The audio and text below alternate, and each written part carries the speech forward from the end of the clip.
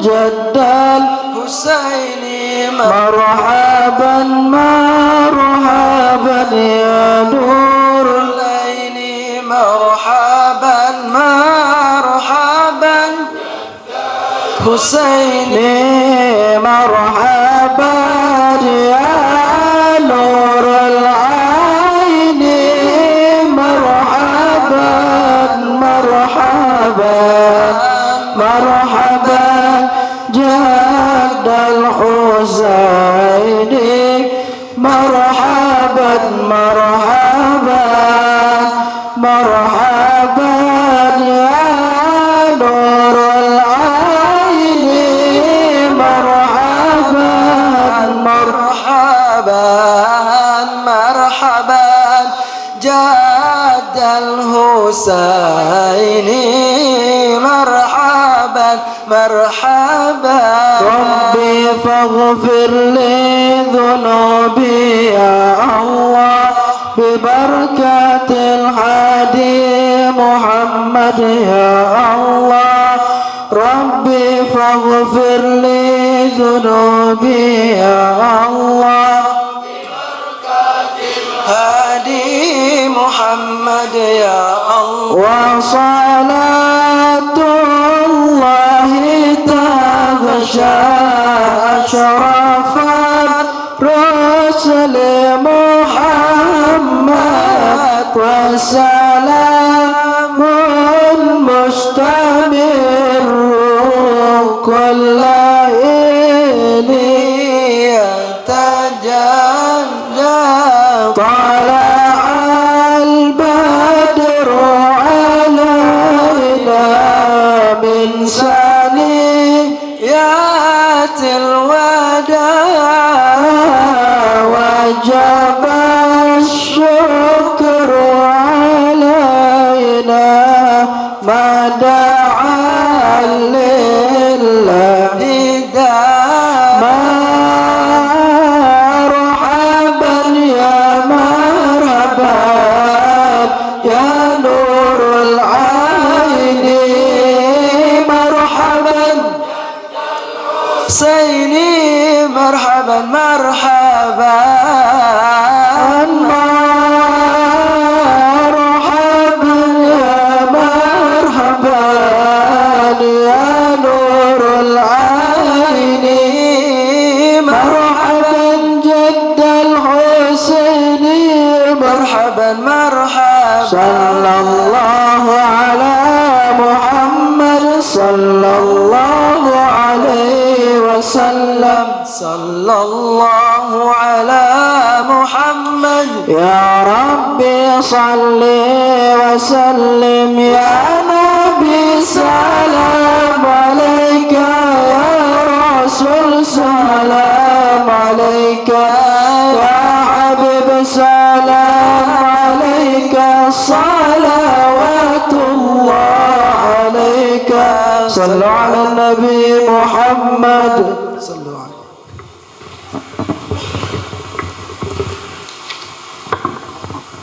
بسم الله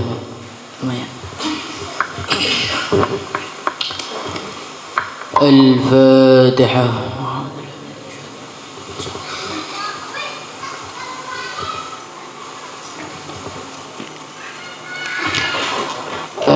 الفاتحة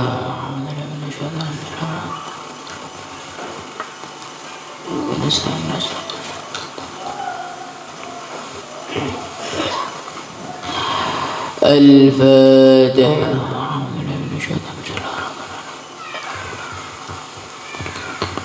إياك نعبد وإياك نستعين صراط الفاتحة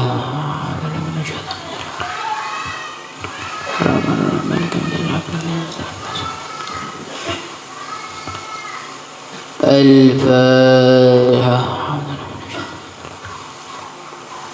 Ar-Rahmanir-Rahim, Maliki Yaumiddin.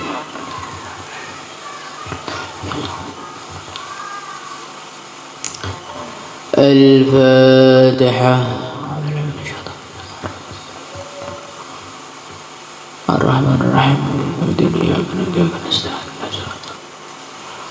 Shiratal ladzina an'amta 'alaihim.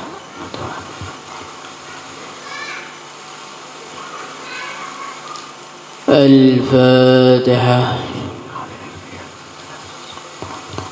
الرحمن الرحيم.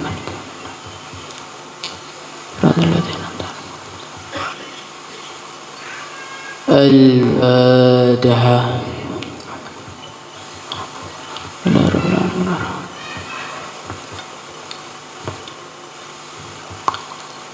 الفاتحة.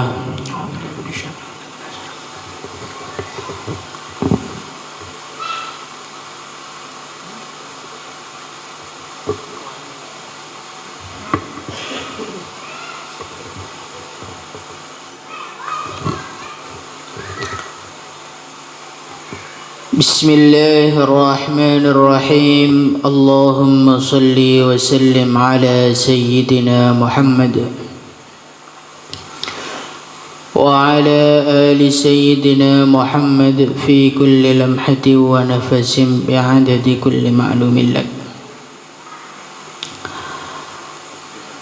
قال المصنف رحمه الله تعالى: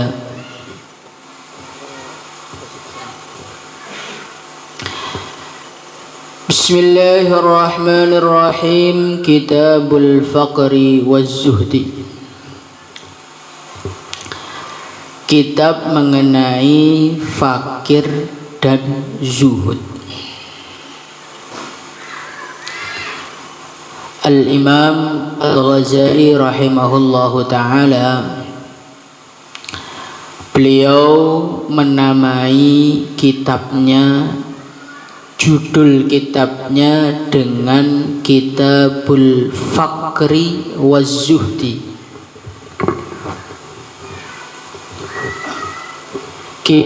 mengenai kemelaratan dan zuhud.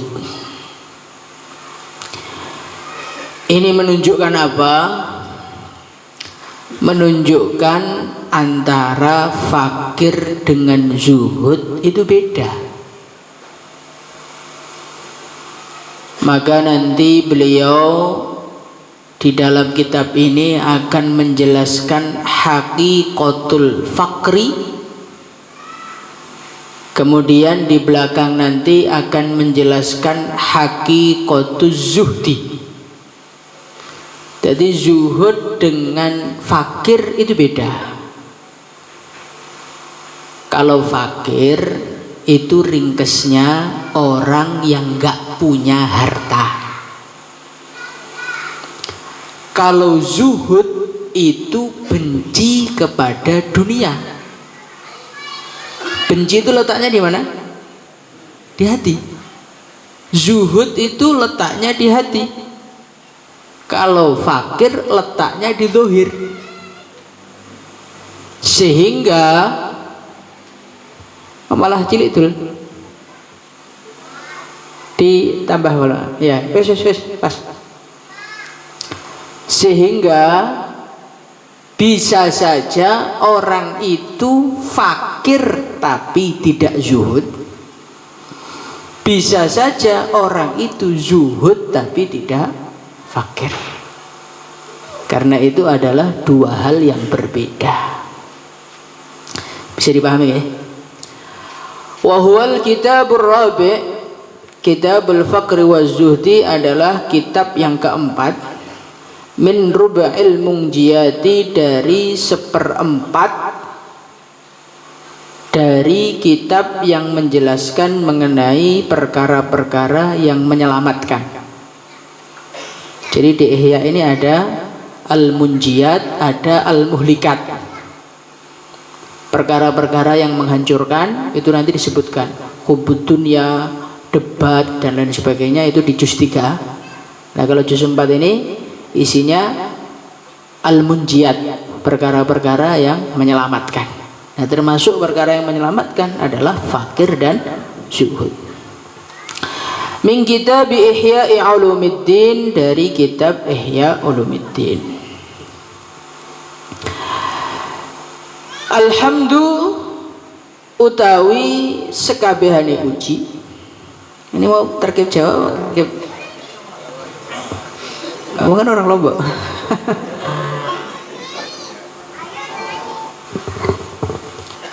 Bismillah. Alhamdu utawi sekabehane puji iku lillahi mung kagunganipun Gusti Allah. Alladzi yadzat tusabbihu kang bertasbih lahu marang Allah apa arrimalu pasir-pasir. Wa tasjudu lan sujud lahu marang Allah apa azzilalu bayang-bayang.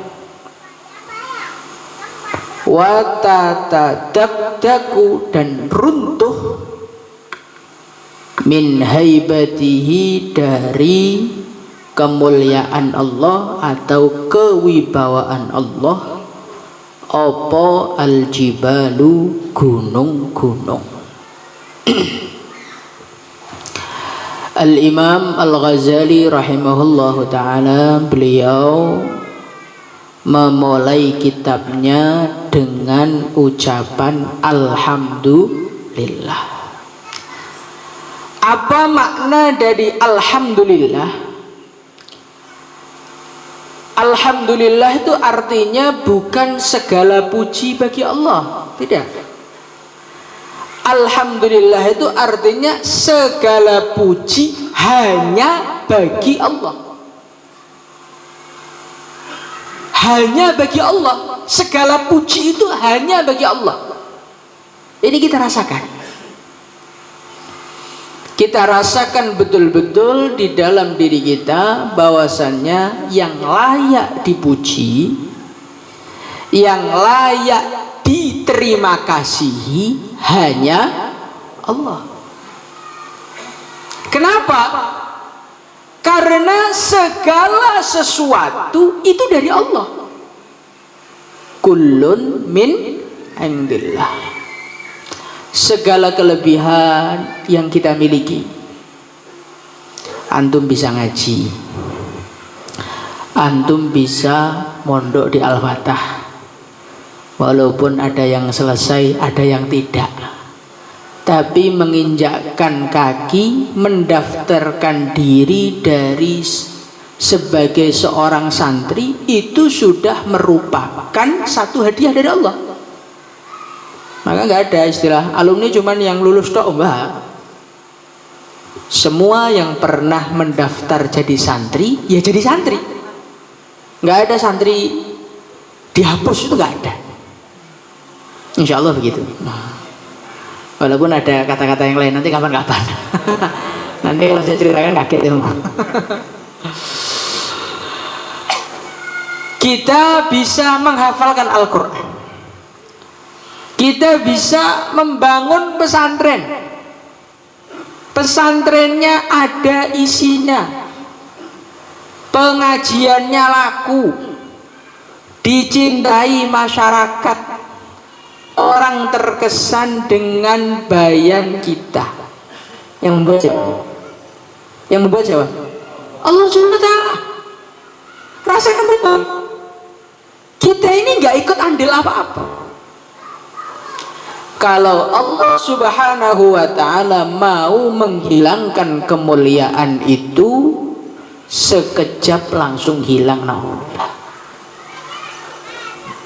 Hari ini Allah Subhanahu wa ta'ala menyimpan Al-Quran di kepala kita. Ini untuk yang kubro-kubro.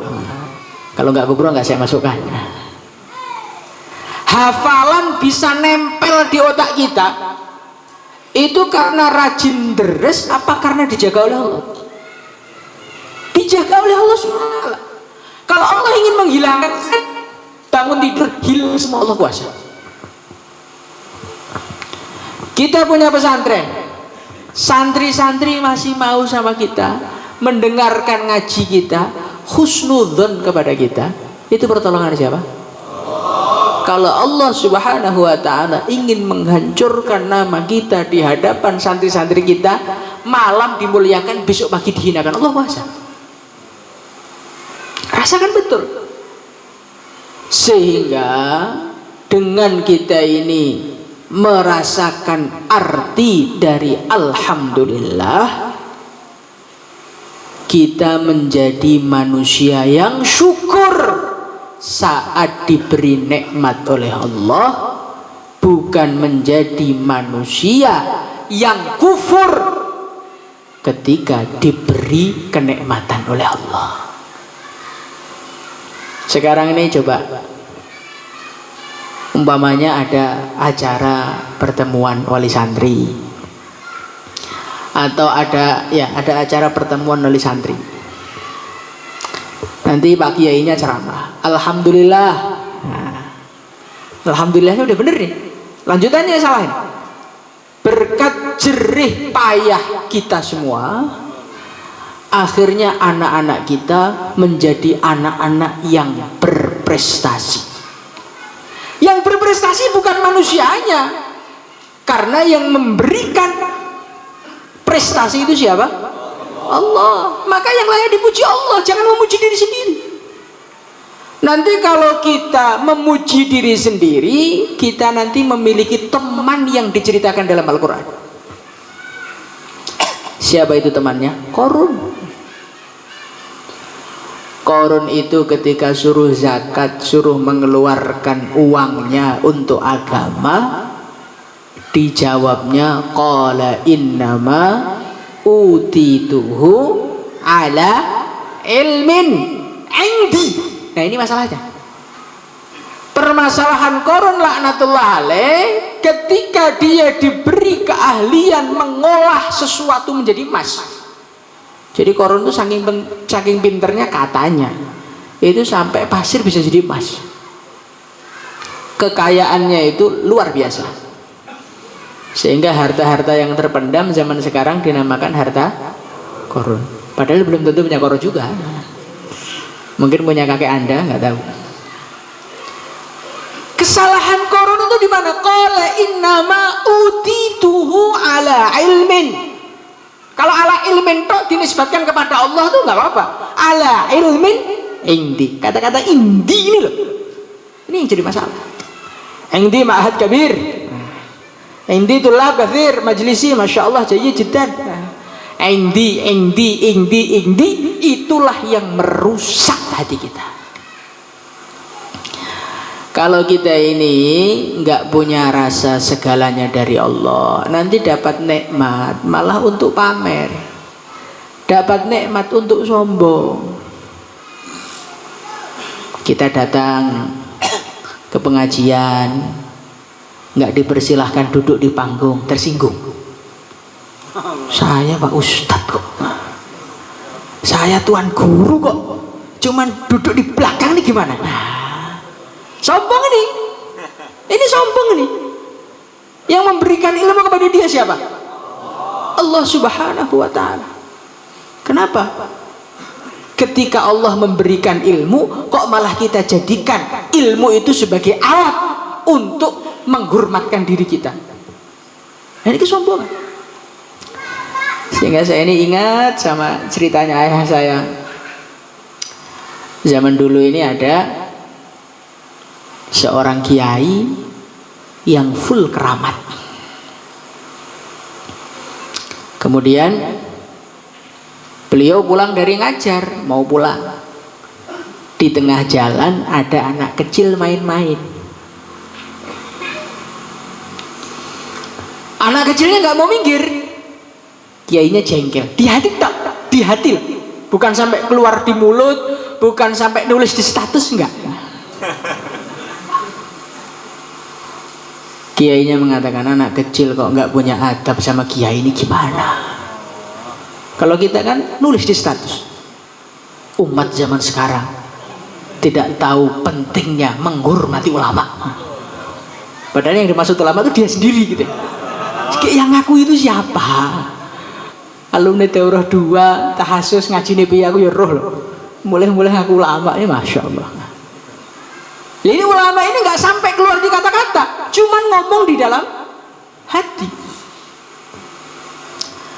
Maka tiba-tiba naudzubillah tsumma naudzubillah, segala keramatnya sak santrinya hilang semuanya. Masya Allah. Maka kiainya tadi pusing, kenapa ya saya keramat saya kok tiba-tiba hilang, santri saya hilang tuh kenapa? Akhirnya sowan ke kiai-kiai. Akhirnya ketemu kiai yang rohaninya di atas dia. Pak Yai, setelah saya terawang, sampean itu masalahnya gara-gara sombong dengan anak kecil di tengah jalan. Ternyata anak kecil tadi, Pak Yai, itu kewaliannya di atas sampean. Hati-hati makanya. Ini anak baru jangan-jangan wali kutub bagaimana? Nah, terus kalau Pak Yai itu pengen keramatnya balik, soal dulu sama anak kecil tadi minta maaf. Maka kiainya datang, assalamualaikum, nak. Waalaikumsalam. Ada Pak Yai? Ini saya minta maaf kemarin sombong sama sampean. Saya minta maaf dan minta tolong keramatnya dikembalikan. Oh iya, nggak apa-apa Pak Yai, saya kembalikan insya Allah. Tapi kemarin saya titipkan di Kadal. Nanti sampean datang ke Kadal, ini dunia wali ya. Kalau antum agak salafi nggak nyambung yang diceritakan. Tamatan-tamatan Mekah yang ngajinin Masjidil Haram nggak beres sih.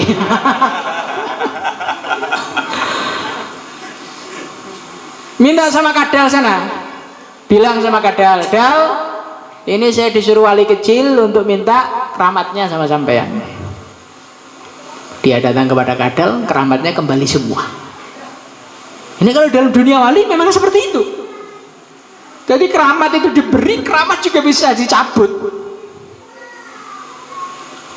Maka kemudian Pak Yai tadi mengatakan, Masya Allah, terima kasih nak, kewaliannya sudah dikembalikan, keramatnya dikembalikan. Nggih Pak Yai, hati-hati, keramat Kadal kuat kok sampean nggak kuat. Nah, coba ini coba kita renungi, gara-gara suatu kesombongan yang begitu kecil tersimpan di dalam hati, merasa punya ini punya itu, naudzubillah tsumma naudzubillah, bisa kehilangan segalanya. Maka kalau kita lihat di dalam kehidupan orang-orang terdahulu, Masya Allah, mereka itu kan selalu merasa jelek loh. Nabi Yunus, la ilaha illa anta subhanak inni kuntu minal zalimin. Nabi Yunus ini kuntu minal zalimin, terus tamatan al-fatah ini kuntu minas sholihin. Gimana tuh? Hai kita kan, ini masalahnya kita di sini. Kita ini diberi oleh Allah, setelah diberi oleh Allah, apa yang Allah berikan kita anggap prestasi kita. Lah kalau kita anggap prestasi kita itu gimana? Loh Pak, yang capek saya loh Pak. Melek malam, yang melek saya. Teman-teman saya tidur, saya melek. Yang memberi Anda tekad untuk melek siapa? Allah Subhanahu wa Ta'ala. Yang memberi kita kekuatan untuk ngaji sampai deres semalam suntuk siapa? Nah kok tiba-tiba pagi ngaku ini prestasi saya, itu gimana? Maka kembalikan lagi, alhamdulillah, segala puji hanya bagi Allah. Alladzi dzat tusabbihu, yang bertasbih, lahu kepadanya, ar-rimalu, pasir-pasir. Ini Al-Imam Al-Ghazali rahimahullahu ta'ala mengajak kita untuk melihat perkara ghaib. Kalau kita lihat secara zahir, maka yang bisa bertasbih manusia. Benda-benda yang mati nggak bisa ngomong. Kursi nggak bisa ngomong, mobil nggak bisa ngomong. Itu mata zahir. Tapi kalau mata batin, wa immin syai'in illa yusabbihu bihamdih walakin la tafqahuna tasbihahu. Ini senang saya ngaji kelompok ini, kalau saya baca ayat nyembung. Katanya Qur'annya ya masih banyak ingat ini. Kalau daerah lain pelonga tok. Wa in min syai'in illa yusabbihu bihamdi. Kalau direnungi bukan direnungi, dijelaskan oleh Al-Qur'an pada hakikatnya setiap makhluk, mau itu pasir, daun, pohon, batu, semen, kipas angin, mobil, rodanya mobil, mesinnya mobil, olinya mobil, bensinnya mobil, termasuk HP yang kita gunakan untuk maksiat itu, yusabbihu bihamdi, mereka selalu bertasbih kepada Allah. Nah ini sebagai orang ahli-ahli agama, perkara-perkara gaib yang diceritakan dalam Al-Quran ini kita yakini, sehingga keyakinan itu menjadikan sikap kita berbeda dengan orang awam. Al-awam yang zuru, mereka melihat bil basar, dengan mata. Tetapi orang ahli agama yang zuru bil basirah, dengan mata hati. Nah, orang melihat mata hati itu ya melihat botol bertasbih, melihat HP bertasbih. Maka sikapmu menjadi hati-hati di dalam menggunakan barang-barang itu. Kita pakai HP mau maksiat, astagfirullahaladzim, ini kan HP lagi zikir. Masa HP lagi zikir saya gunakan untuk maksiat? Nah, ya gitu, santri itu kayak gitu. Apa-apa itu bukan sekedar zahir, batinnya itu harus direnungi. Mau bikin pesantren, zahirnya cari dana, bikin status, mohon doa restunya. Mohon doa restunya kalau diterjemah, tolong bantulah saya, kan gitu. Itu zahirnya. Tetapi bagi orang pesantren, usaha membuat pondok itu bukan sekedar usaha zahir, usaha batin. Bagaimana? Tengah malam, tatajafa junubuhum 'anil madaji' yad'una rabbahum khaufan wa tama'. Istighosah, doa kepada Allah. Ya Allah, batu bata ya Allah, besok datang. Ya Allah, semen ya Allah, begitu. Pak Kiai, kalau cuman doa saja yang nggak datang-datang. Nah, inilah bedanya Anda dengan saya. Kalau Anda usaha cari proposal, kalau saya usaha minta sama yang punya pabrik semen. Siapa itu? Nah, gaibnya itu dipikirkan. Segala sesuatu dihubungkan, bukan sekedar zahir, dihubungkan dengan gaib. Melihat istri marah. Ayo, Anda sudah beristri kan? Apa yang Anda pikirkan pertama kali? Ya, pokok ngambek ya. Salah apa? Maka Anda langsung muhasabah diri. Diingat-ingat mulai pagi sampai sore, ternyata nggak salah kan? Kalau istri marah, yang kamu lihat kesalahan kamu hari itu kepada istri, awam Anda. Tapi kalau kita melihat istri marah, yang gerakkan dia marah siapa? Allah. Kenapa istri marah kok digerakkan Allah untuk marah? Jangan-jangan hubungan saya dengan Allah lagi nggak baik hari ini. Nah, itulah orang yang memandang zahir dan batin. Begitulah kehidupan para wali zaman dulu. Maka seorang wali, beliau mengatakan, jenenge sapa lali aku. Saya ini untuk melihat hubungan saya dengan Allah itu sedang baik apa tidak, saya lihat dari kuda saya. Kalau kuda saya nurut, berarti saya lagi baik sama Allah. Kalau kuda saya nggak bisa diatur, berarti ini hubungan saya dengan Allah hari ini kurang baik. Coba. Nah, kadang-kadang sesama alumni hubungannya kurang baik, umpamanya, atau memang seperti itu, wallahu a'lam.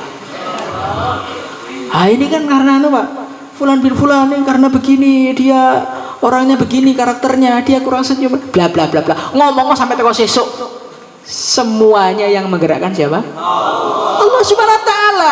Ini bukan sekedar Anda tidak cinta, ini bukan sekedar Anda tidak cocok, tidak.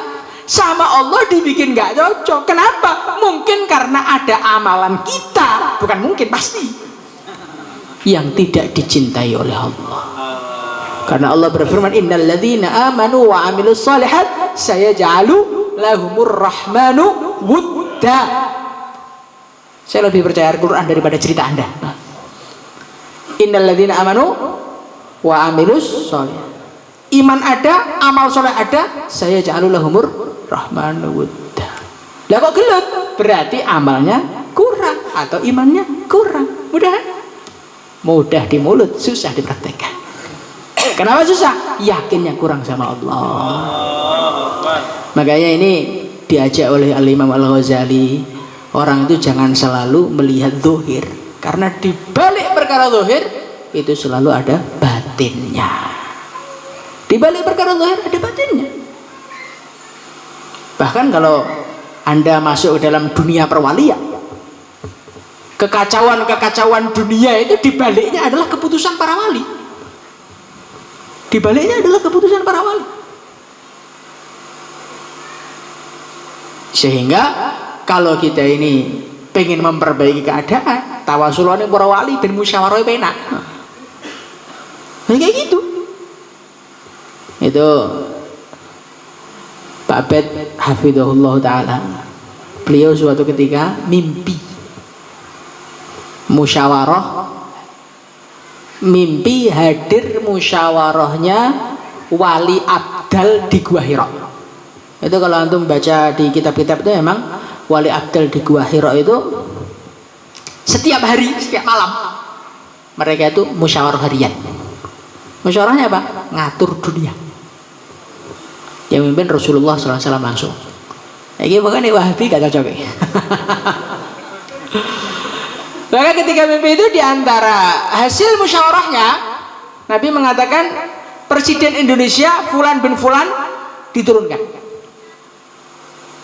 Presiden siapa saya nggak cerita. Masalahnya direkam repot.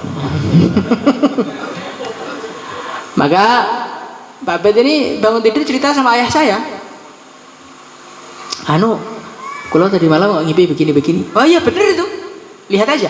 Itu beliau sedang jaya-jayanya. Nggak lama setelah itu diturunkan oleh rakyat Indonesia. Jadi kalau secara dohir, wah ini karena presiden begini-begini, ya itu kan dohir. Batinnya diputuskan wali.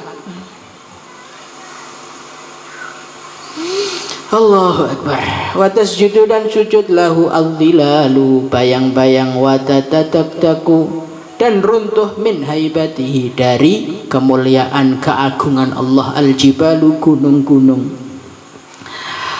Khalaqa Allah subhanahu wa ta'ala menciptakan al-insana ing manungsa minat tini, dari tanah liat, al-lazibi yang lengket, wassolsoli dan tanah liat yang kering.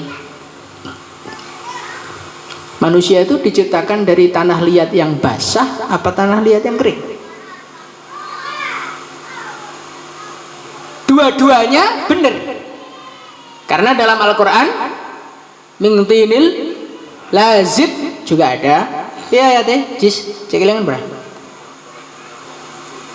Inna khalaqnahu min tinil lazib. Lengket. Kalau lengket berarti basah. Lengket kok kering nggak bisa tuh. Lengket itu berarti basah. Terus min solsoling kal fakhar, itu tanah kering. Jadi sebetulnya manusia itu kering apa basah? Itu benar semua. Ini adalah salah satu proses dari penciptaan manusia. Di dalam kitab Ruhul Bayan, seingat saya itu, beliau bercerita mengenai cerita penciptaan manusia.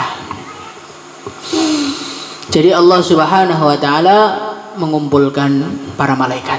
Wa idz qala rabbuka lil malaikati inni ja'ilun fil ardi khalifah.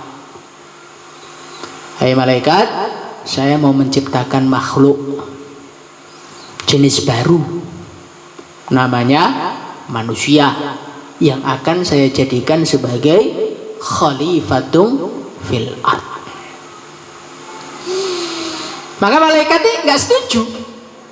Qalu ataj'alu fiha may yufsidu fiha wa yasfiku dima. Ya Allah, apakah engkau ingin menciptakan sesosok makhluk yang bikin kerusakan di dunia? Wa yasfiku dima, dan mereka ribut bertengkar, akhirnya mereka mengalirkan darah di bumi. Maka ada satu pertanyaan, malaikat lu kok bisa-bisanya tahu kelakuan manusia padahal manusianya belum diciptakan? Ya jawaban pertama ya malaikat ini kan ya ilmunya dari Allah, itu kelakuan kita itu sudah ditampakkan. Dan kebetulan ditampakkan bukan pas ngajinya, pas bikin rusaknya gitu. Maka malaikat itu nggak setuju. Sebagian ulama, kata ayah saya, malaikat menyimpulkan yufsiduna fil ard wa yasfikud dima itu dari kata-kata khalifatun fil ard. Seorang khalifah, seorang pengatur di muka bumi. Lah khalifah itu kan mimpin. Namanya orang mimpin itu mesti ada yang taat, mesti ada yang tidak. Yang taat dengan yang tidak taat, cepat atau lambat mesti akan ribut. Ya mesti. Orang kafir dengan orang Islam mesti akan ribut cepat atau lambat, nggak bisa tidak. Maka yasfikud dima itu dilihat dari kata-kata potensi khalifatun fil ard. Namanya dia akan mimpin, namanya dia akan nata, mesti eneng sing gak gelem ditoto. Ketika ada yang nggak mau ditata, itulah di situ akan terjadi perselisihan dan terjadi pengaliran darah. Maka Allah SWT mengatakan inni a'lamu ma la ta'lamu. Kalau bahasa Jawanya ini Jawa apa tuh malaikat? Memang di antara manusia ada yang bikin rusak, tapi di antara mereka ada yang kupilih menjadi kekasih-kekasihku. Semoga termasuk kita. Maka Allah mengatakan kepada Jibril, turun ke bumi, ambil tanah 1 genggam dari bumi. Wus, langsung turun. Nggak ada wusnya sih, langsung turun. Sampai bumi, assalamualaikum bumi, waalaikumsalam. Ada apa malaikat Jibril tumben main ke sini? Ini sama Allah diperintahkan untuk ngambil tanah. Wah silahkan ambil semua, saya nganggur di sini. Enggak, sama Allah suruh ngambil segenggam saja. Loh, ada apa? Allah mau menciptakan makhluk baru. Namanya siapa? Manusia. Nangis langsung bumi. Waduh bumi, waduh malaikat Jibril, kalau saya jadi manusia hancur nama hamba. Nggak mau ngaji, nggak mau wiridan. Nah, kalau dia ngajinya istiqomah, pulang sibuk mengamalkan agama itu ya seneng ya. Nah, kira-kira percakapannya gitulah. Kan saya tambah-tambah sedikit-sedikit. Bumi, demi atas nama Allah jangan ambil tanah saya. Malaikat Jibril kalau sudah pakai atas nama Allah langsung angkat tangan. Maka malaikat Jibril sowan kepada Allah, ya Allah saya nggak bisa ngambil karena dia melarang saya atas nama engkau. Jadi kalau sudah atas nama Allah itu wis, nah, malaikat itu takutnya sama Allah kok. La ya'sunallaha ma amarahu wa yaf'aluna ma yu'marun. Wis pokoknya tunduk total sama Allah. Maka ulama-ulama dulu itu paling takut itu kalau sudah dimintai atas nama Allah. Wis atas nama Allah wis angkat tangan. Kalau kita atas nama siapapun nggak takut. Maka akhirnya Allah mengirimkan malaikat yang nggak suka basa-basi. Siapa malaikatnya? Malaikat Israil. Ngambil nggak pakai salam, set langsung soankan kepada Allah. Maka malaikat Israil itu kalau ngambil kalian juga nggak pakai basa-basi. SMS dulu, Assalamualaikum Zaini. Siapa ini? Malaikat Israil. Ada apa? Ada apa? Nyabut nyawa kamu lah. Nggak pakai chattingan kayak gitu. Nanti kebanyakan alasan. alasan anaknya belum gede lah, nanti yang jomblo alasan belum nikah lah, yang nikah alasan belum nikah lagi lah. Banyak alasan. Makanya malaikat Israelis kerasa omong, rasa pamit, parani langsung cabut aja. Nah, sampai di sana oleh Allah Subhanahu wa taala tanah tadi disirami oleh air hujan kesedihan dan air hujan kebahagiaan. Sebagai apa? Sebagai pengingat kepada manusia, wahai manusia, jangan pernah engkau ingin selalu bahagia, karena di balik kebahagiaan selalu ada kesedihan. Dan wahai para manusia, jangan terlalu berlarut-larut dalam kesedihan, karena di dalam setiap kesedihan di baliknya ada kebahagiaan. Itu kalau orang mau renung seperti itu. Anda sumpek jadi jomblo, itu kan kamu lihat sumpeknya, indahnya banyak, hidup murah, mau melek malam sampai subuh bebas, bangkong bebas, nggak ada yang nyari mau kemana. Itulah kebahagiaan jadi seorang jomblo yang tidak didapatkan oleh yang sudah menikah di sini. Yang sudah menikah enaknya banyak sekali. Banyak kan? Maka Ustadz Solihin itu menyesal dia nikah terlambat itu. Mana orangnya, ada gak? Enaknya banyak. Tapi dibalik kenikmatannya punya istri, ada yang menyayang, ada yang nyucikan baju, ada yang merawat dia, memperhatikan dia, banyak kenikmatan yang hilang. Hidup jadi harus terkontrol. Kalau pergi bilang, nanti kelamaan dicari, itu betul-betul menyiksa. Ada hobi sedikit, itu untuk yang nggak punya uang sih. Ada hobi sedikit, istrinya marah-marah. Banyak hobi-hobi yang hilang. Di dalam setiap kebahagiaan ada kesedihan. Nggak ada di dunia itu pure, total bahagia tok, nggak ada. Ada Pak, kalau punya uang bahagia kata siapa? Orang yang kaya-kaya rumahnya pakai pagar nggak? Pakai pagar nggak? Kenapa mereka pakai pagar? Khawatir kecurian. Dia mikir bisnis saya besok jalan apa enggak, kapal saya besok laku apa enggak. Itu nggak akan dirasakan oleh orang nggak punya duit dan nggak punya kerjaan. Ya nggak? Sekarang saya mau tanya, yang konsumsi obat tidur itu orang miskin sama orang kaya? Artinya di balik kekayaan ada kesedihan. Maka dari itu lihatlah kebahagiaan di setiap takdir yang Allah berikan kepada kita. Nanti hidupmu enak sehingga kita menjadi orang alhamdulillah ala kulli hal. Siapa yang bisa mengatakan alhamdulillah ala kulli hal? Orang yang bisa mengatakan alhamdulillah ala kulli hal adalah orang yang melihat sisi kebahagiaan di dalam setiap takdir Allah. Kalau Anda tidak mampu melihat alhamdulillah, tidak mampu melihat kebahagiaan di dalam setiap keputusan Allah, maka Anda tidak akan bisa mengucapkan alhamdulillah di dalam kesedihan-kesedihan yang menimpa seorang manusia. Itu dalam Al-Qur'an. Wa qilal hamdulillahi rabbil alamin. Ayat apa ya?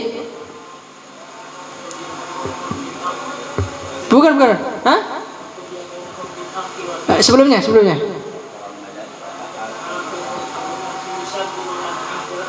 Wa qudiya bainahum bil haqq wa qilal hamdulillahi rabbil alamin. Nanti itu di akhirat nanti, ketika saya ngaji tafsir sama ayah saya, di akhirat nanti orang kafir, orang iman, ahli neraka, ahli surga, ada satu masa mereka kompak mengatakan alhamdulillah.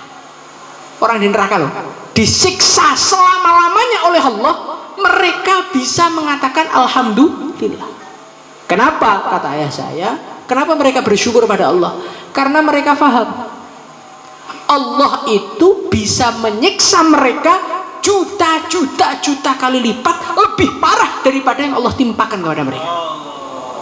Cuman dikasih segitu, itu mereka walaupun jadi ahli neraka abadal abidin, mereka juga harus tetap bersyukur. Ahli neraka aja bisa syukur. Lah Anda ahli agama, tamatan al-fatah, kok curhat sumpah kayak. Insyaallah. Aja. Maka ini pelajaran penting ini dari air hujan kesedihan dan air hujan kegembiraan. Di dalam kegembiraan ada sedihnya, dalam sedih ada gembiranya. Maka jangan terpaku dengan kesedihannya, tapi lihatlah kebahagiaannya. Maka setelah diadon, dikeringkan. Min tinil lazib ila salsal kal fakhar. Maka Nabi Adam itu dibentuk dari tanah-tanah yang basah tadi, kun fayakun, jadi Nabi Adam belum bernyawa dari tanah liat yang keras, basah, dikeringkan, terus jadi seperti patung. Ketika belum ada takbiran ya? Lebaran lagi? Lebaran besok pagi. Oh, lebaran kupatan. Nggak ikut puasa, ikut lebarannya. Maka ketika Nabi Adam itu sudah menjadi sosok manusia tapi belum bernyawa, belum ditiupkan roh kepada Nabi Adam, itu malaikat-malaikat itu muter-muter lihat Nabi Adam, takjub semua. Masya Allah, ini makhluk kok ganteng banget. Wajar kan malaikat takjub, Nabi Adam tuh ganteng, nggak kayak kalian, nggak kayak kamu. Tinggi, besar, ganteng, lah gue cilik, ireng sana. Gede, bunder, lemu, Masya Allah. Jadi emang kita ini sudah terlalu jauh sama kakek kita. Karena Nabi Adam itu diciptakan tuh di sana, di surga sana. Bahkan anaknya Nabi Adam yang hasil kumpul di surga itu Qabil dengan Iklimah itu cantik sekali. Lah sing hasil kumpul ning donya kuwi elek. Makanya ketika Habil dinikahkan sama adiknya Qabil nggak terima, loh ayu oleh elek. Tapi ternyata itu diikuti oleh anak cucunya. Rata-rata yang cantik dapat jelek. Maka kalau kamu ganteng hati-hati, biasanya malah dapat jelek nanti. Ya gitu. Kamu tanya Jenny kalau nggak percaya.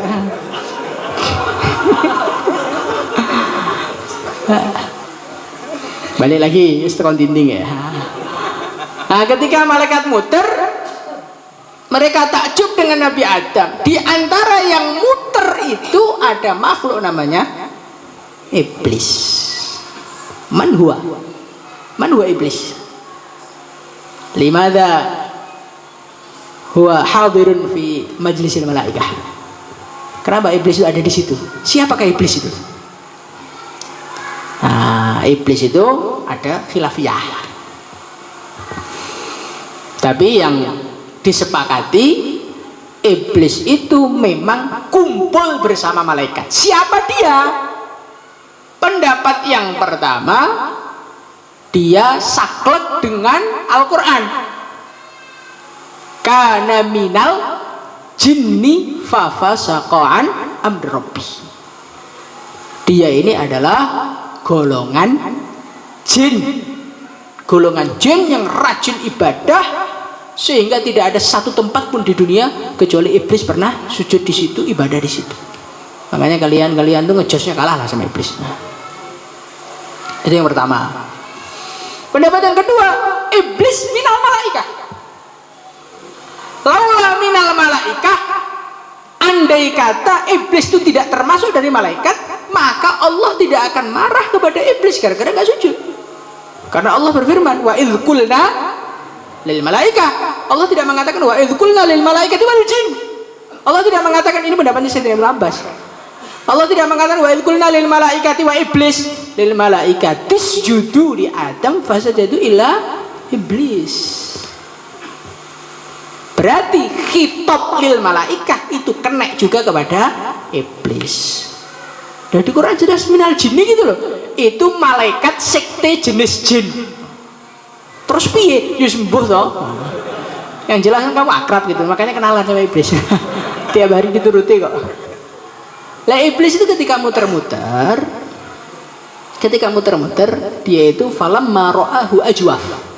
Ketika melihat Nabi Adam alaihi salatu wasallam tuh bolong tuh ada rongga-rongganya, ada bolongan hidungnya, bolongan kupingnya. Hadza khalqun la yatamalak. Maka iblis komentar negatif. Oh, ini makhluk nggak punya prinsip, gampang dipengaruhi. Kata ayah saya dulu ketika beliau ngaji, iblis melihat kekurangan Nabi Adam, maka Allah jadikan iblis sumber keburukan untuk anak Adam. Malaikat melihat keindahan Nabi Adam, tidak melihat kekurangannya, maka Allah jadikan malaikat sumber kebaikan untuk manusia. Ilham, wahyu dilewatkan malaikat kabeh. Yang membisiki malaikat kebaikan, yang membisiki manusia kebaikan siapa? Malaikat. Maka sekarang Anda mau daftar jadi siapa? Menjadi penerus iblis yang suka mencari kesalahan orang lain, ataukah menjadi penerus malaikat? Bukan penerus, malaikat masih hidup terus sampai nanti hari kiamat. Atau kita menjadi meniru para malaikat yang melihat kebaikannya. Ketahuilah, ada pepatah Indonesia itu apa? Sekecil-kecilnya ikan ada dagingnya, sebesar-besarnya ikan ada tulangnya. Maksudnya apa? Manusia itu ya memang ada kurangnya, ada kelebihannya. Maka kalau kita itu melihat kekurangan, ya kita akan selalu kelihatan kekurangan orang lain itu. Bahkan sampai ada seorang penyair mengatakan, walau sahabal insanu Jibrila lama salima mingkila uqola. Malaikat Jibril itu enggak pernah maksiat. Itu kalau akrab sama manusia, dikomentari sama manusia. Malaikat Jibril begini-begini ya. Maka Anda itu jangan niru iblis. Lihat orang tuh lihat kebaikannya, insyaallah ya. Namanya manusia itu ya selalu aja ada kurangnya. Manusia lengkap, nggak ada kurangnya, cuma satu. Siapa itu? Kanjeng Nabi Agung Muhammad Sallallahu Alaihi Wasallam. Yang liane kurang semua. Nanti ada yang suaranya bagus, mukanya masya Allah. Biasanya sama Allah bikin gitu kan? Melihat suaranya terenyuh, lihat mukanya mau muntah. Biasa. Memang sama Allah dibikin gitu. Nanti ada yang ganteng, goblok. Kayak dia sibuk selfie, upload foto di Instagram, jadi ini goblok gak tahu mutalaah. Nek pengen mantu sing pinter, elek, uru. Allah Subhanahu wa taala emang bikin seperti itu. Dibagi-bagi, selain Nabi itu dibagi-bagi. Maka orang yang cerdas adalah orang yang melihat kebaikan orang lain dikumpulkan. Maka agama paling sempurna itu kapan toh? Setelah ditinggal Nabi, paling sempurna ketika Sayyidina Abu Bakar, Sayyidina Umar, Sayyidina Utsman, Sayyidina Ali masih lengkap. Itu seakan-akan, ya jelas nggak sama ya. Seakan-akan Nabi itu masih ada. Karena apa? Kelebihan Nabi itu dibagi kepada 4 orang itu, ketika 4 orang itu masih ada, terus kaya utuh. Tapi ketika mulai berkurang, ya ada yang kurang. Maka kita ini jangan punya pikiran, oh dia nggak usah digunakan Pak, kita bisa sendiri kok. Mobil itu rodanya kalau ada yang kurang, ya tetap ada yang kurang. Makanya kita ambil kebaikannya, nanti dikumpulkan, insyaallah ya. Kalau ada orang kelebihannya cuma ngomong tok, ambil. Jangan Anda cacing ngomongnya, karena ngomong itu penting. Kadang-kadang namanya di grup alumni itu ada yang tukang ngomong tok, tapi undangan acara gak pernah datang. Ayo. Jangan dicaci. Keberadaan dia itu mengingatkan yang lain. Bagus. Ya enggak? Jadi umat itu komplit kan. Ada yang karakternya itu siap takaza kemana saja asal dibiayai. Ada itu. Ada yang tipenya itu seperti kursi itu gimana? Empuk tapi nggak bisa jalan. Akhlaknya baik, sama teman-teman baik, tapi nggak pernah kemana-mana.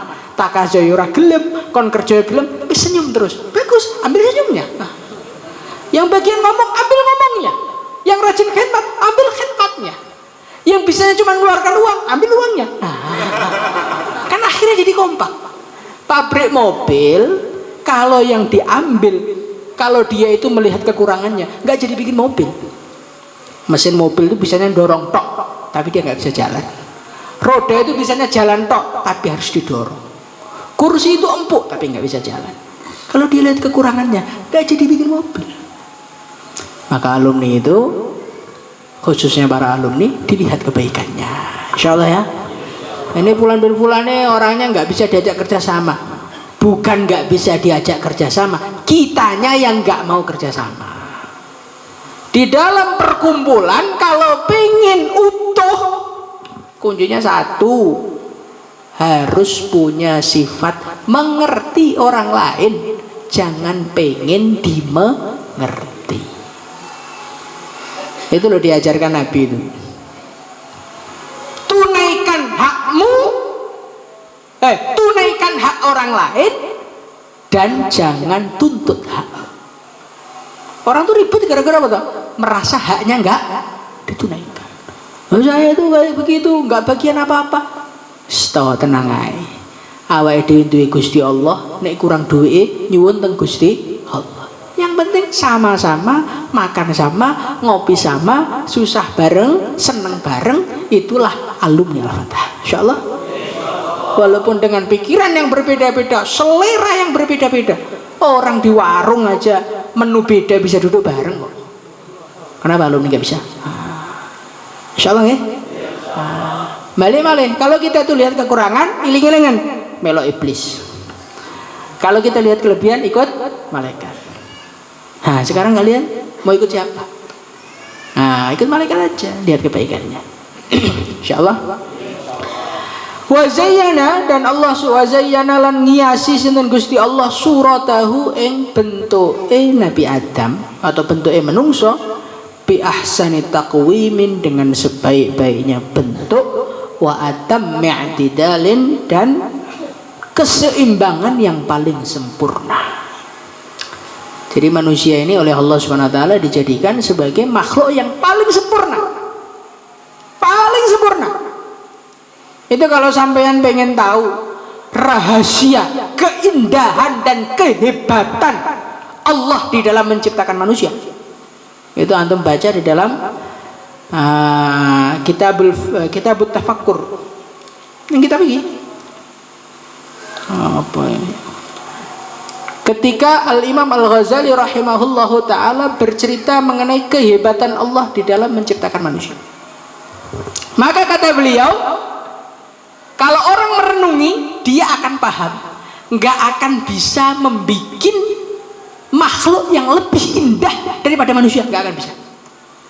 Peletaan matanya, peletaan hidungnya, ini baru posisi peletaan kupingnya. Coba kalau kuping kita itu naudzubillah panjang kayak sapi, bentuknya kayak apa? Coba kalau matanya itu posisinya nggak seperti di tempat aslinya, kayak apa coba? Kalau hidungnya nggak di tengah, taruh di tengah, itu nanti orang min pakai kacamatanya gimana coba? Makanya makhluk yang terbaik itu manusia, yang paling lengkap. Sehingga banyak teknologi zaman sekarang niru dari apa? Dari manusia. Bulldozer, bego, dari mana itu? Dari manusia. Bagaimana jari bisa digunakan untuk ngambil, bisa digunakan untuk salaman, sekaligus bisa digunakan untuk mukul orang. Masya Allah. Bagaimana Allah Subhanahu wa ta'ala menyusun tulang-tulang manusia. Itu menara Eiffel itu. Menara Eiffel kan? Itu dia bisa merakit menara Eiffel itu sehingga bertahan sampai hari ini. Karena apa? Karena struktur pembesiannya meniru struktur jaringan tulang manusia. Jadi Masya Allah, manusia itu kalau kita membaca bagaimana kehebatan penciptaan Allah dalam manusia, makanya fi ahsani takwim, wes paling apik. Artinya kamu mau mikir kayak apapun, bikin makhluk yang lebih indah dari manusia, nggak bisa. Wa atammi i'tidalin, dan keseimbangan yang sempurna. Peletakan kupingnya sempurna, matanya sempurna, hidungnya sempurna, kakinya sempurna, tegaknya sempurna, tidurnya sempurna. Masya Allah. Maka dari itu kita ini jadi seorang manusia harus pede. Allah sudah mengatakan bentuknya paling indah kok. Kalau ada orang bilang sampean jelek, nggak usah percaya. Sampean itu jelek kan dibanding manusia yang lain. Kalau dibanding makhluk yang lain paling ganteng. Maka kalau sampean jelek itu sebetulnya salah kumpul kan. Kumpulnya dengan makhluk-makhluk lain aja, nanti sampean tampak bagus. Allahu Akbar. Sedikit lagi. Wa asama, dan Allah menjaga, wa asama lan jaga sinten Gusti Allah qalbahu ing atine anak Adam binuril hidayati, dengan cahaya hidayah, anwar tatud dalal, saking kesesatan yang merusakkan dan menghancurkan. Allah SWT ini sudah menciptakan kita begitu sempurna, nikmatnya tambah lagi. Apa itu? Asama qalbahu binuril hidayah anwar tatud dalal. Jadi hari ini kan kita masih sholat, masih ngaji, masih megang ihya, masih bisa ngerawat pesantren, masih bisa ngerawat umat. Itu sebenarnya karena hati kita dijaga oleh Allah dari kesesatan. Kalau Allah Subhanahu wa taala itu berkehendak menyesatkan seseorang, kok kamu, orang yang lebih hebat, lebih alim, lebih takwa daripada kita, itu Allah menyesatkan, bisa kok.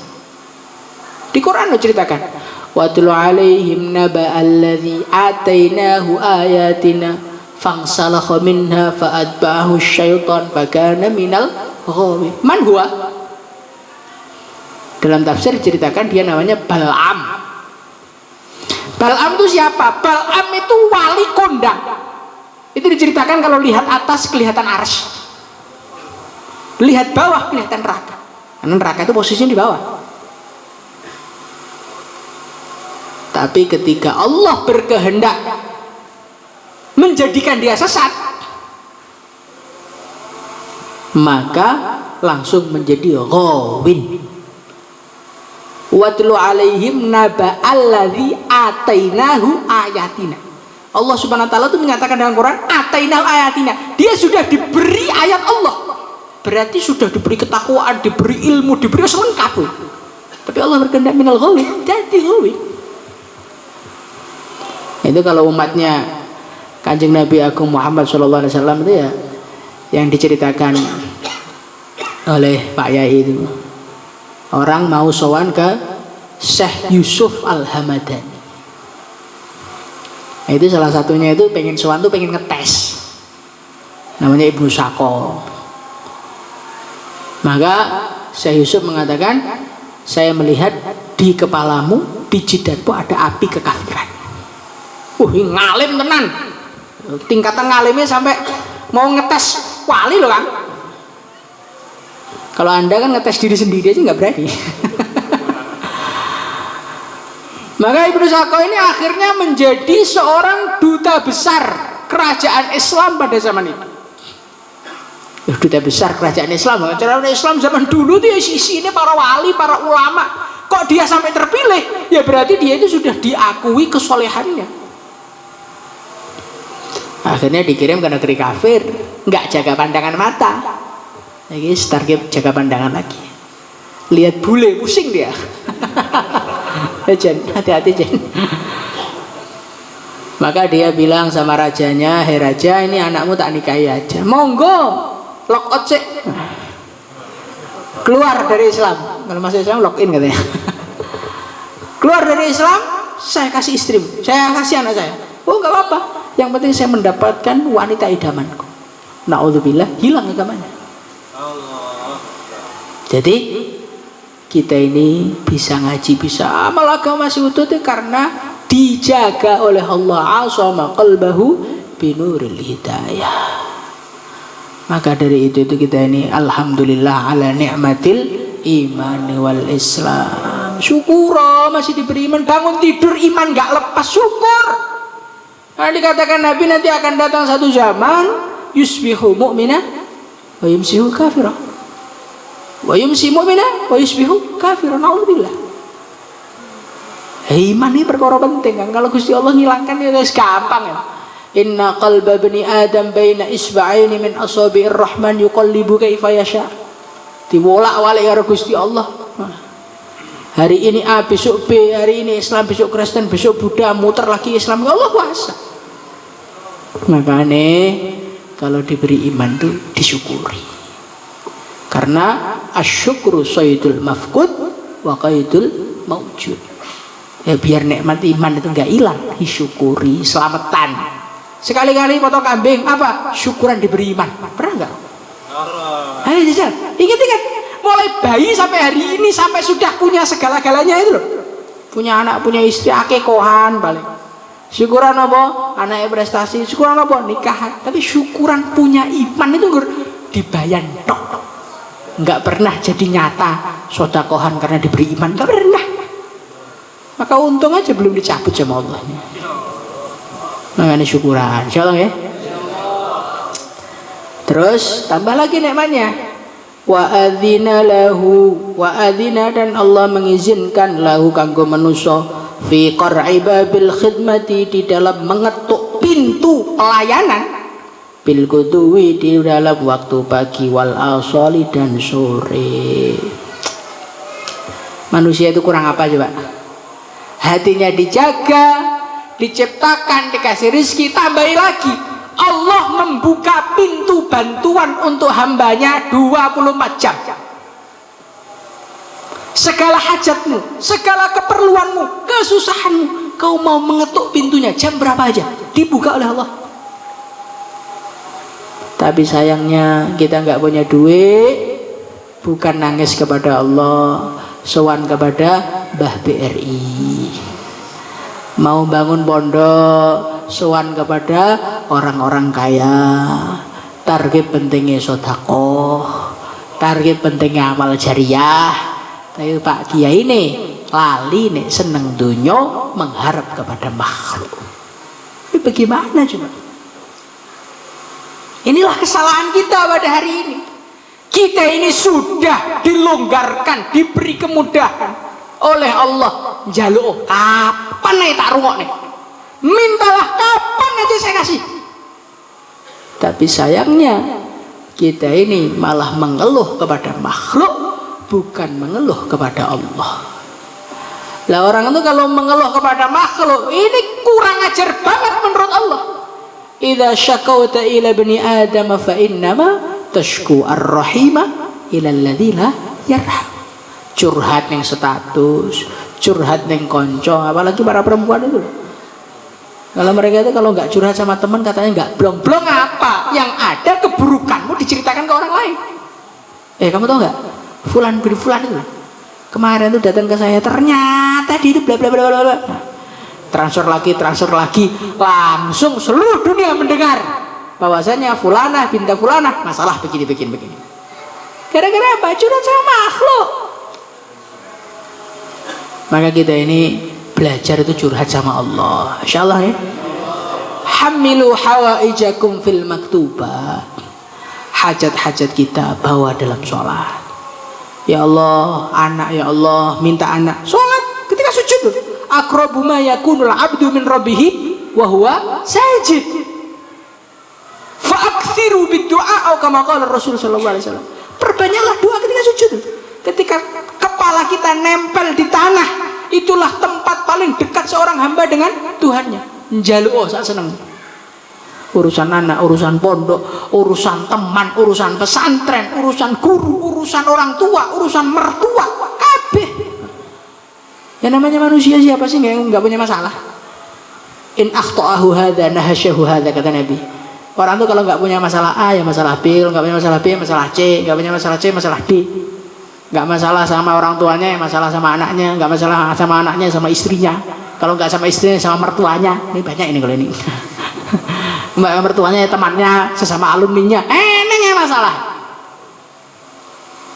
Kemudian apakah masalah itu akan selesai hanya dengan mengupload status? Tentu tidak. Makanya kita ketuk pintunya Allah itu, kita ketuk.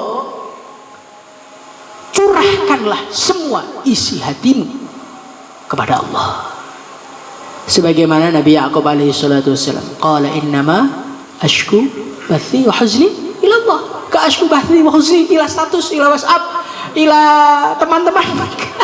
Ashku bathi wa huzni ila Allah. Namun dan semua orang yang melaporkan masalahnya kepada Allah nanti akhirnya mesti indah. Sebagaimana yang diceritakan oleh Al-Imam Al-Ghazali rahimahullah ta'ala dalam kitab Ayyuhal Walad. Beliau mengatakan kurang lebihnya, ketika kita punya masalah, kita laporkan kepada Allah.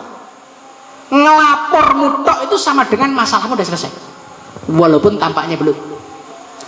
Kalau kita laporkan kepada makhluk, zahiruhu selesai, batinuhu enggak sebetulnya. Jadi kalau kita punya masalah, lapor sama makhluk. Pegadaian menyelesaikan masalah, terlalu masalah. Anda datang ke sana itu nambah masalah. Itu udah tertibnya para wali seperti itu. Maka dia belajar, alumni itu punya hubungan khusus dengan Allah. Insyaallah ya. Nah, orang itu kalau sudah punya hubungan khusus sama Allah enak. Bahkan doanya bahasanya agak ngawur itu loh, Allah malah senang. Itu di hadisnya ada tuh. Nabi Musa alaihissalam, beliau mau minta hujan.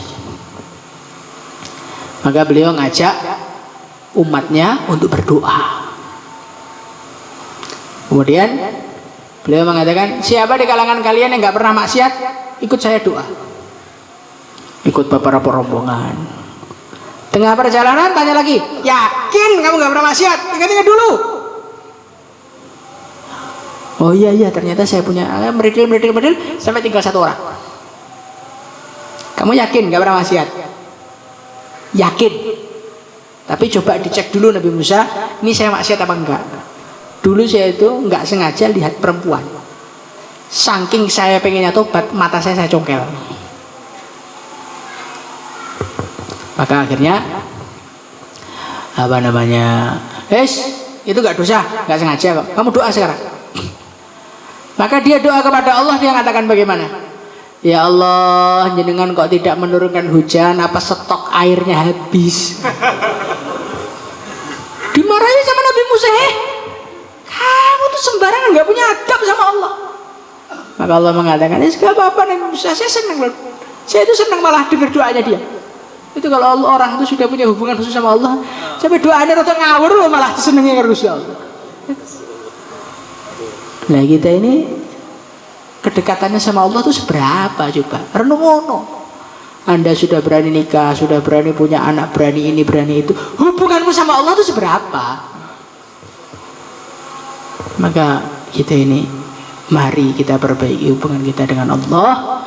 Urusan ghaib, asbab ghaib, asbab batin ini kita asah lagi. Sehingga kita ini menjadi santri-santri yang tidak bergantung kepada makhluk dan tidak tomak kepada makhluk. Insyaallah. Nanti kalau kita ini nggak tomak sama makhluk itu jadi gagah kan? Kiai nggak ngemis gagah. Kiai nggak ngajukan proposal itu gagah. Gagah di mata manusia dan dicintai oleh Allah. Itu kalau kita itu nggak bergantung sama makhluk, zuhud seperti itu. Izhad fit dunya. Bagaimana hadisnya?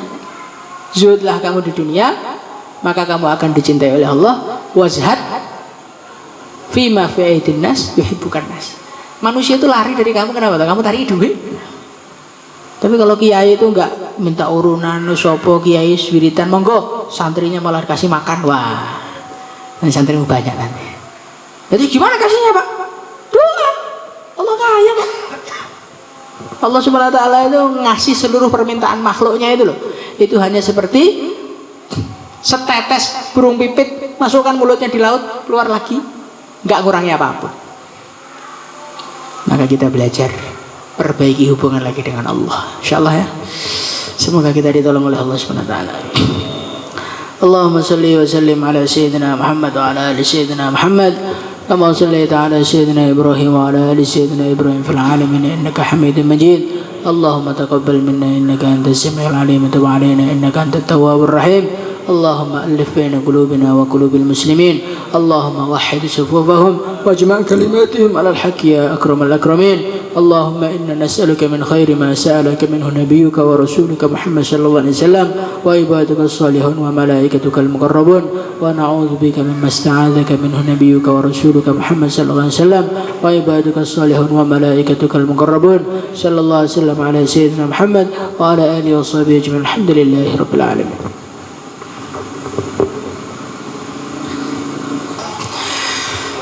يا إمام الرسل يا سندي الله الله أنت باب الله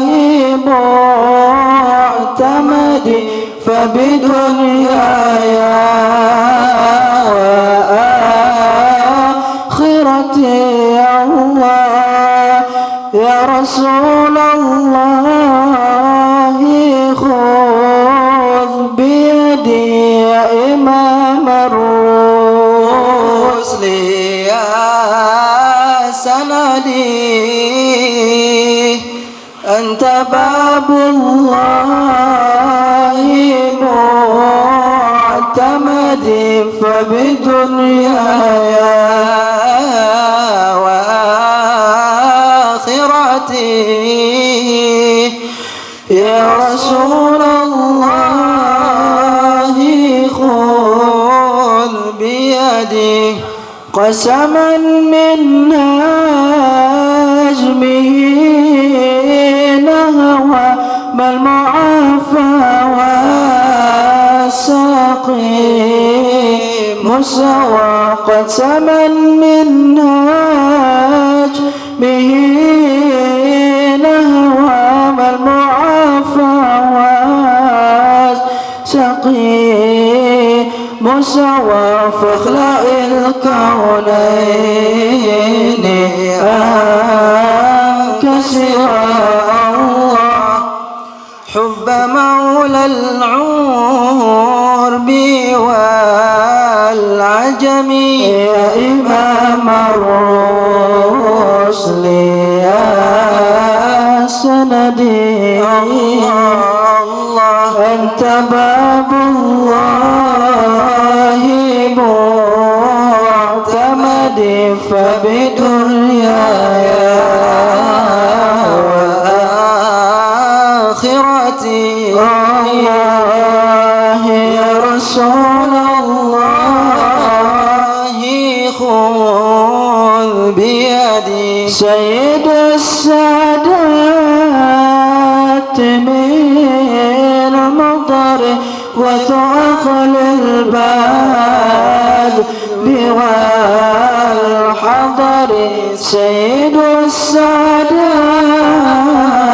من مطر وتأخل الباد والحضر صاحب الآيات والسور الله الله منبع الأحكام والحكم يا إمام الرسل يا سندي الله الله أنت باب الله معتمدي فبدنياي وآخرتي يا رسول الله خذ بيدي يا إمام الرسل